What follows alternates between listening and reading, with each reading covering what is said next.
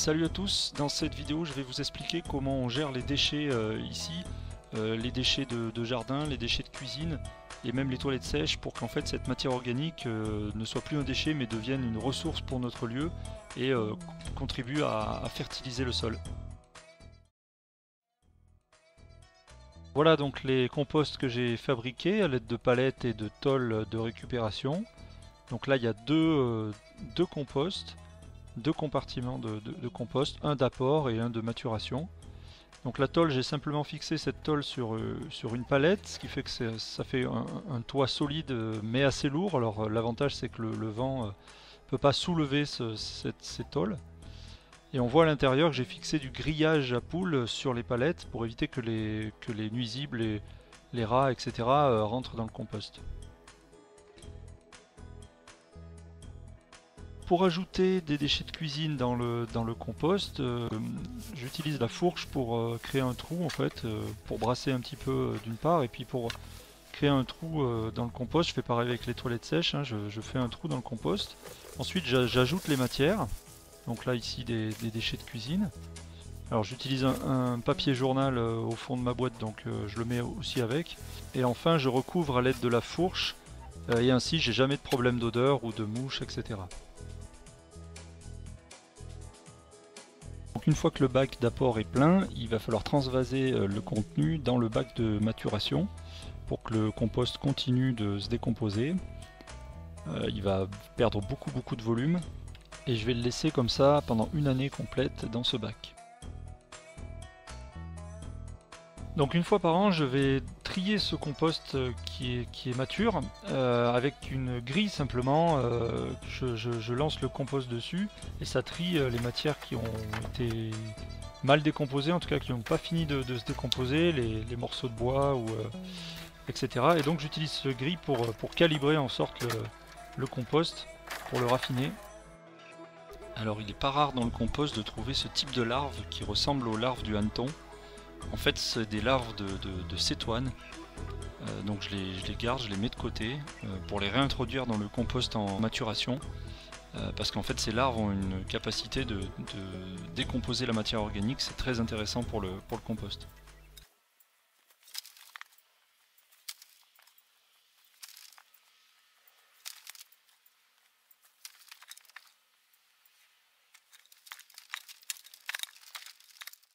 Et voilà, sous le tamis, j'obtiens ce terreau super allégé et super enrichi que je vais pouvoir utiliser au potager et au verger.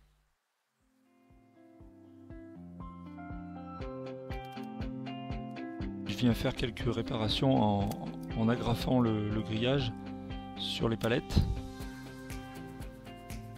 Et ensuite, je mets de la paille entre les planches des palettes pour isoler un petit peu le compost des températures extérieures et surtout pour éviter que ça se dessèche trop vite. Il faut que le compost reste humide, pas détrempé mais suffisamment humide.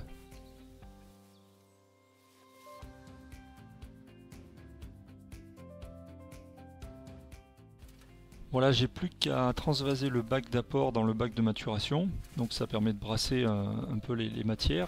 Et surtout je fais des couches avec ce compost et des matières azotées, donc de l'ortie, des feuilles qui sont tombées récemment, et je mouille entre les couches.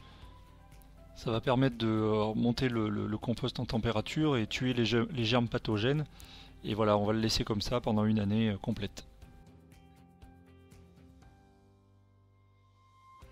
Je pratique aussi le compostage frais, donc avec les déchets de cuisine, simplement en les mettant sous la paille.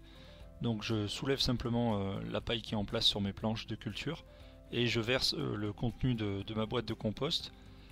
Je recouvre simplement avec la paille et en fait ça nourrit toute une vie microbienne, toute une vie du sol. Et petit à petit j'avance dans la planche pour fertiliser toute la planche. Voilà, rien de compliqué, je fais encore des essais. Si vous avez des expériences là-dessus, on peut en discuter dans les commentaires.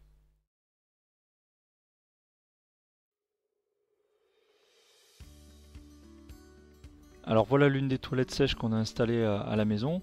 Vous trouverez plein de tutos sur internet pour les fabriquer vous-même. Ce que je voudrais expliquer, c'est surtout le choix des toilettes sèches. Pourquoi utiliser des toilettes sèches? C'est pas seulement pour économiser les 10 litres d'eau qu'on utilise à chaque fois qu'on tire la chasse, à chaque fois qu'on va aux toilettes. C'est surtout pour que ces 10 litres d'eau ne se retrouvent pas mélangés aux autres eaux qui sont beaucoup plus faciles à dépolluer. Les eaux grises, les eaux de machine à laver, de douche, etc. C'est assez facile à dépolluer avec des systèmes de phytoépuration ou des systèmes assez basiques. Mais par contre, les eaux noires, les eaux qui viennent des toilettes, sont très difficiles à dépolluer parce qu'elles contiennent beaucoup de germes pathogènes dans les matières fécales, il y a des médicaments qui se retrouvent dedans, etc. Donc c'est très compliqué à dépolluer tout ça.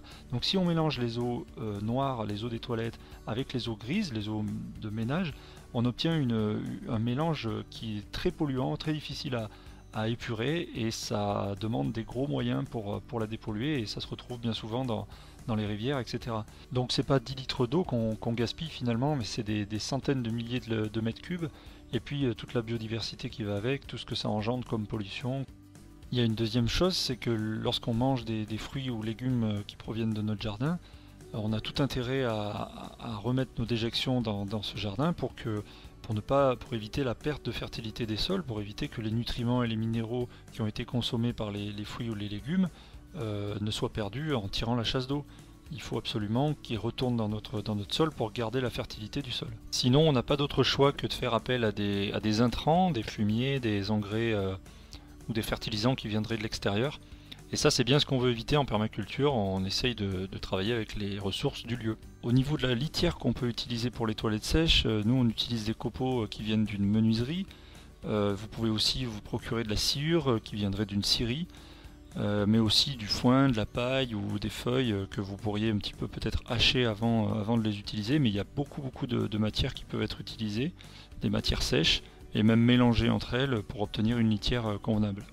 L'idéal est de produire cette ressource directement sur le lieu d'habitation. Voilà, une fois que j'ai vidé mon seau au compost, je le lave avec une brosse dédiée à ça. Et puis je mets au fond du seau un petit fond de paille, un petit lit de paille pour éviter que ça attache, et c'est beaucoup plus propre comme ça, faut pas trop en mettre. Je le vide à peu près une fois par semaine et ça me prend 10 minutes. Et voilà, j'ai plus qu'à replacer le seau sous mon toilette. Voilà, c'est fini pour cette vidéo, on peut en discuter dans l'espace commentaire juste dessous. Je vous invite à visiter le site gécologique.com, le site de notre association, pour voir les activités qu'on propose sur la permaculture notamment. Et je vous dis à bientôt.